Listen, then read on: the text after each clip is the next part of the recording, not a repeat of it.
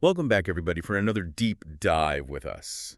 Today, we're going to try to untangle a mystery that's captivated the world for decades now, the Zodiac killer. And you've probably heard the name, of course, but we're going way beyond the headlines today. We'll be exploring the Netflix docuseries, This is the Zodiac Speaking, which focuses on a particular suspect, Arthur Leigh Allen, and the family who knew him maybe a little too well. You know what's especially intriguing about this deep dive to me is the human element. This isn't just about ciphers and crime scenes. It's about the ripple effects of the Zodiac's terror on the lives of Yeah. everyday people. Right. And so before we get into the docuseries, let's just kind of refresh everyone's memory of the basics of the Zodiac case. Yeah. Just a quick recap. Northern California, late 1960s to early 1970s, several brutal murders, chilling letters taunting the police, and cryptic messages that people are still trying to decode even today. And what makes this case particularly fascinating is that despite decades of investigation, the Zodiac's identity remains officially unknown.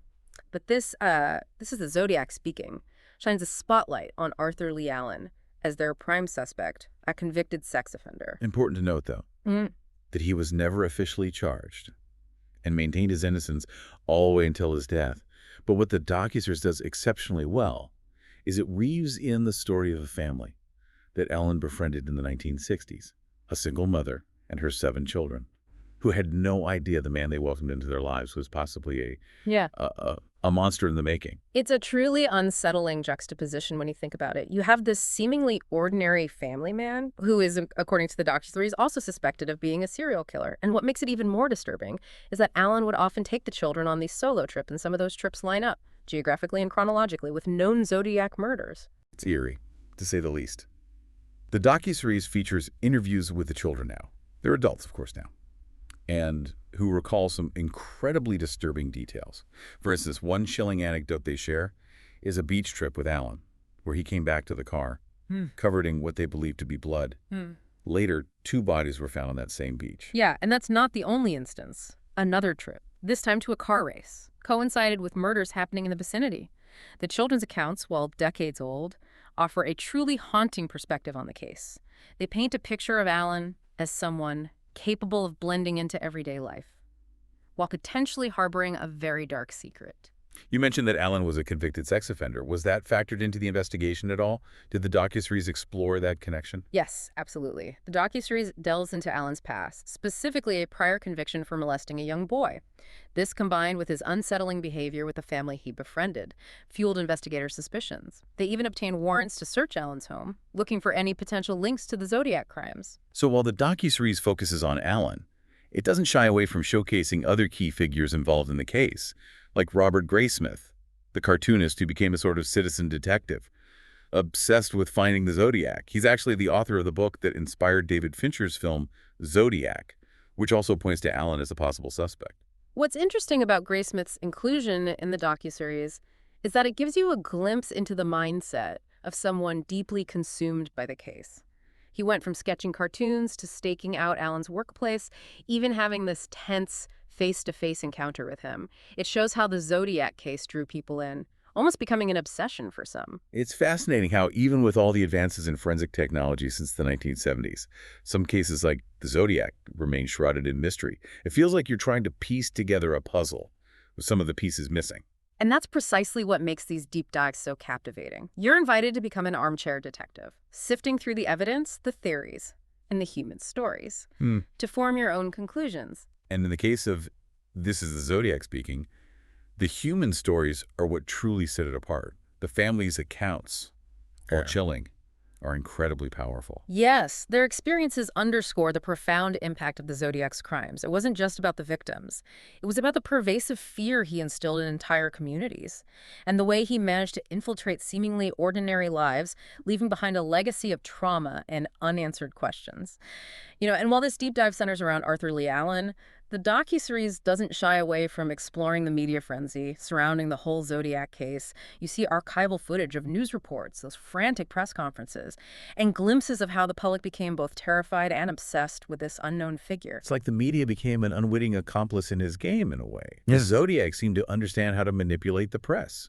using cryptic messages and threats to keep himself in the public eye. Exactly. And the docuseries doesn't just show you the media's role, it also delves into the psychological impact of this constant coverage. Imagine the pressure on law enforcement, the weight of public expectation, and how that might have influenced the direction of the investigation. Yeah, that's a really good point. When you have a case this high profile, it's easy to get tunnel vision, to focus on one suspect or one theory, and potentially miss other crucial clues. Absolutely. And in the case of the Zodiac, the fixation on Allen, fueled in part by figures like Graysmith and even filmmakers, raises the question, did that singular focus obscure other potential leads? Did the desire to solve the case overshadow the need for a truly objective investigation? It's a fascinating and somewhat unsettling thought. It makes you wonder if our fascination with true crime, while understandable, can sometimes hinder the pursuit of justice. It's a delicate balance for sure. We're drawn to these mysteries, wanting to understand the motivations behind such heinous acts.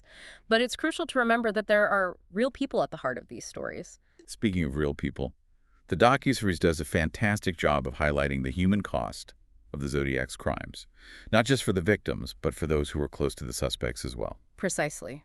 The family Allen befriended is a prime example. Imagine the emotional turmoil of suspecting that someone you trusted, someone who was part of your life, could be responsible for such horrific acts. The children describe feeling betrayed, confused, and even fearful as adults, looking back on their interactions with Allen.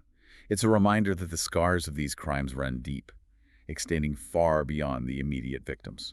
And the docuseries also explores how this case impacted the investigators. You see the toll it took on them, the years spent chasing leads, the frustration of hitting dead ends, and the lingering sense of unfulfilled justice. It's a testament to the dedication of these individuals, who never gave up hope of finding the Zodiac. And even though Allen was never officially charged, the evidence presented in the docuseries certainly paints a compelling, if circumstantial, case against him. But, as you mentioned earlier, there's always the possibility that other leads were overlooked. Do you think the docuseries could inadvertently fuel a renewed focus on Allen, potentially at the expense of exploring other avenues? That's a valid concern. It's important for viewers to remember that what they're seeing is one interpretation of the evidence, presented through a specific lens. It's crucial to engage with true crime documentaries with a critical eye, to question assumptions, and to remain open to alternative possibilities. So for those listening who might be diving into this case for the first time, what are some key takeaways they should keep in mind as they navigate the information presented? I'd say first and foremost, remember that the Zodiac case is still officially unsolved. While the docuseries presents a strong argument for Allen's guilt, there's no definitive proof. Right, and it's easy to get swept up in the narrative, especially with a compelling figure like Graysmith involved. His dedication is admirable. But it's also important to remember that he's not a trained investigator. Exactly. His insights are valuable, but they should be considered alongside the official investigations and other perspectives on the case. Don't let one voice, no matter how passionate, overshadow the need for a balanced and objective view. So what about the docuseries itself? How would you describe its style and overall approach to presenting this complex case? Well, I'd say This Is the Zodiac speaking takes a rather straightforward approach. It relies heavily on interviews, archival footage, and some eerie reenactments, but it avoids the sensationalism or overly dramatic editing you often see in modern true crime documentaries. I agree. It feels more like a meticulous investigation than a flashy retelling. It lets the facts, the evidence, and the human story speak for themselves, which I think adds to its impact. Precisely. And while it doesn't have all the bells and whistles of some true crime productions, its strength lies in its focus on the human element. The interviews with the family, the investigators, and Graysmith offer a unique and often chilling perspective on the lasting impact of the Zodiac's crimes. It's a reminder that these aren't just abstract mysteries to be solved. They're real-life events with real-life consequences. And for the victims and their families, search for answers and justice continues. And that, I think, is the most compelling aspect of the Zodiac case. It's a reminder that even in the face of seemingly insurmountable odds, the human desire for truth and understanding persists. You know, it's amazing to think that even after all this time, the Zodiac case continues to fascinate and intrigue us. Why do you think that is? What is it about this particular case that keeps people coming back, trying to decipher those messages and to connect the dots and maybe even solve the puzzle? I think it's a combination of factors, First, there's the unsolved nature of the case. The fact that the Zodiac's identity remains a mystery even after all these years is a powerful draw. It taps into our natural curiosity and our desire for closure. Yeah, it's like an itch you can't scratch. Yeah, The answer is out there somewhere, but you just can't quite grasp it. exactly. And then there's the Zodiac's persona, the cryptic messages, the costume, the theatricality of it all. It created this almost mythical figure, a boogeyman who could be anyone, anywhere. That element of the unknown combined with the brutality of the crimes is incredibly unsettling. It taps into our primal fears, doesn't it? This idea that danger can lurk in the shadows, that even in seemingly safe and ordinary places, evil can find a way in. Precisely.